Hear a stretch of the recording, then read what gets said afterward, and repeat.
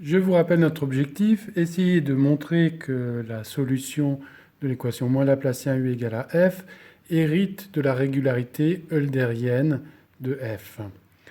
Et nous en avions été amenés à réduire le problème à l'inégalité qui s'affiche ici en haut de la vidéo.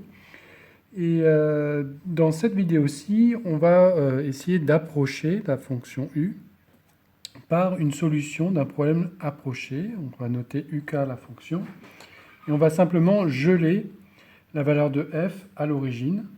Et on va faire ça où? On va faire ça dans une boule qui est proche donc, du point considéré, qui est 0.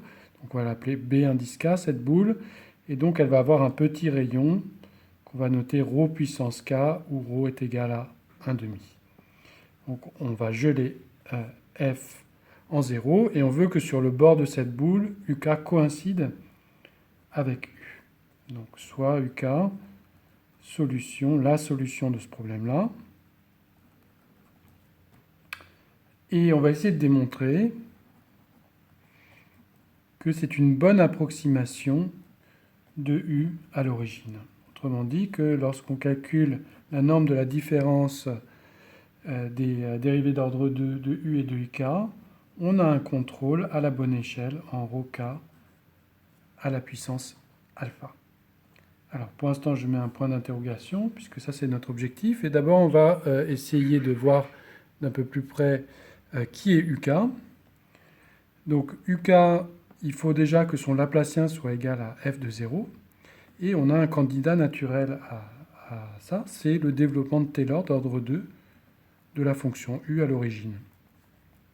Donc cette fonction-là, son Laplacien, est exactement égal à f de 0. Bien, mais par contre, elle ne vérifie pas la donnée de bord, donc il y a encore un reste qui, lui, va être harmonique. Donc ça, c'est une fonction harmonique. Ça va nous intéresser parce qu'on a des estimations sur ces fonctions harmoniques. Et donc ça, c'est le polynôme d'ordre 2, le polynôme de Taylor d'ordre 2 de la fonction u à l'origine. Alors, on va montrer dans un premier temps que UK est une bonne approximation de U en norme L infinie. On va montrer que l'approximation, elle est en ρk à la puissance 2 plus alpha. Comment est-ce qu'on fait pour montrer ça? On regarde l'équation vérifiée par U moins UK, qui est donc que son Laplacien est égal à f de x moins f de 0, et on exploite l'hypothèse qui nous dit que cette quantité est contrôlée par une constante fois la norme de x puissance alpha, qui elle-même est majorée par du ρk à la puissance alpha dans la boule de rayon K. Et puis, UK a été choisi de sorte à ce qu'elle soit égale à U sur le bord de BK, et donc on sait que la fonction U moins UK est nulle sur le bord. Alors ici, vous avez une constante, donc on a envie d'appliquer le principe de comparaison avec la même constante que multiplie la fonction de torsion, fonction de référence, dont le Laplacien est égal à 1 sur la boule de rayon K, et qui est nulle sur le bord de cette boule. Alors, qui est cette fonction de zeta? En fait, elle se calcule de manière assez simple. Donc, je voudrais une fonction dont le Laplacien vaut 1. Par exemple, si vous prenez une norme de x au carré, qui est x1 au carré plus x2 au carré, etc., et que vous prenez son Laplacien, chaque coordonnée va donner 2, plus 2, plus 2, n fois. Donc, on a du 1 sur 2n qu'il faut mettre en facteur pour avoir du 1 ici. Et puis, on a le signe moins, donc je vais le mettre là. Et enfin, on a la condition de bord à valider, donc il faut prendre du ρ puissance 2k pour avoir la bonne condition de bord. Donc voici notre fonction de torsion. Et le principe de comparaison implique quoi? Que U moins UK est majoré, donc, par quoi? Eh bien, par la constante dont on a parlé, f puissance alpha, ρk puissance alpha, fois la fonction de zeta. Bon, et la fonction de zeta, vous voyez clairement qu'elle prend son maximum en x égale à 0. Donc tout ça, on peut le majorer encore par norme de f alpha, ρk à la puissance alpha plus 2.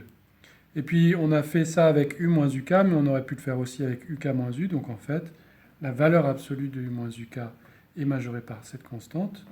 Et donc, finalement, on trouve que u moins uk en norme L infinie de la boule BK est bien contrôlé par une constante fois du ρk à la puissance alpha plus 2, comme je l'avais annoncé. Très bien. Alors, nous, ce qu'on veut, c'est montrer une estimation sur les dérivées d'ordre 2. Et même avant de montrer cette estimation, ça serait bien de s'assurer que la dérivée d'ordre 2 de UK en 0 converge bien vers la dérivée d'ordre 2 de U en 0. Alors, comment est-ce qu'on va faire ça? Eh bien, rappelez-vous que UK, c'est le polynôme de Taylor d'ordre 2 de U plus cette fonction harmonique. Donc, en fait, lorsque je prends la différence entre la dérivée d'ordre 2 de UK en 0 et la dérivée d'ordre 2 de U en 0, que je prenne U ou son polynôme de Taylor, ça revient au même, donc j'obtiens exactement la dérivée d'ordre 2 de VK.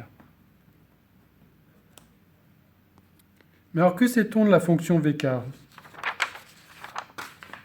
La VK, on sait qu'elle est harmonique, ça c'est la première information importante. Et puis d'autre part, si je veux une estimation L infinie sur cette fonction VK, eh bien qu'est-ce qu'on peut faire? On va dire que VK va être égal à quoi? Rappelez-vous, c'était égal à UK moins le polynôme de Taylor P2 de U. Ce que je peux réécrire comme du UK moins U plus U moins P2. Donc si je veux une estimation dans un premier temps L infini de VK sur la boule BK, eh bien je vais d'abord avoir l'estimation L infini de UK moins U, et ça on l'a vu tout à l'heure, c'est en ρ à la puissance 2K plus alpha, K à la puissance 2 plus alpha, pardon. Donc ça c'est le premier morceau qu'on a montré à l'instant. Et puis on a la différence entre U et P2, et comme on a supposé que U était une fonction de classe 2, on ne sait pas très bien quel est l'ordre de grandeur de cette chose-là, mais on sait au moins que c'est un petit taux de ρk au carré. Donc tout ça, ça fait finalement un petit taux de ρ à la puissance 2k. Maintenant, la fonction VK, elle est harmonique, et on a des estimations qu'on a vues dans une vidéo précédente, des dérivées d'ordre 1 et 2 de VK. En particulier, on va voir que si on prend les dérivées d'ordre 2 de VK sur une boule de rayon 1,5 fois celle de VK, on va garder une estimation en petit taux de 1. On perd du ρ puissance k deux fois, puisqu'on a dérivé deux fois.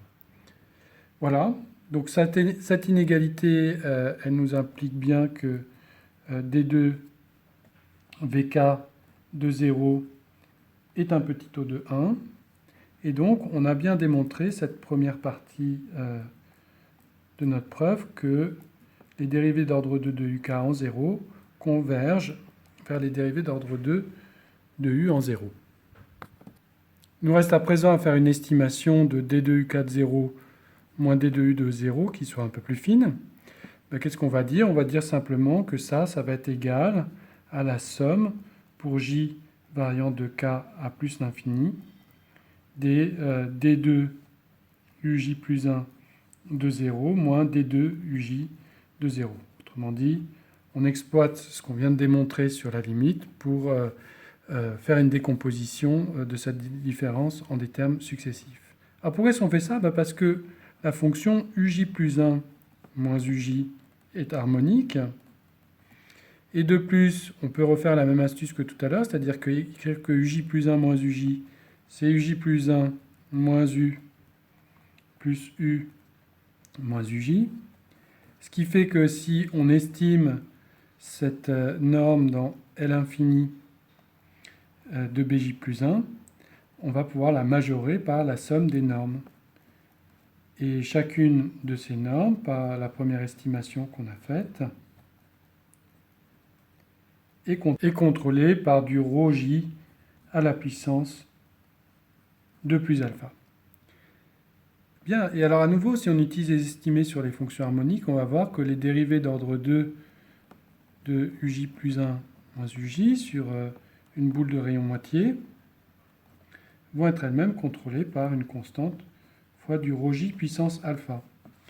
Donc finalement,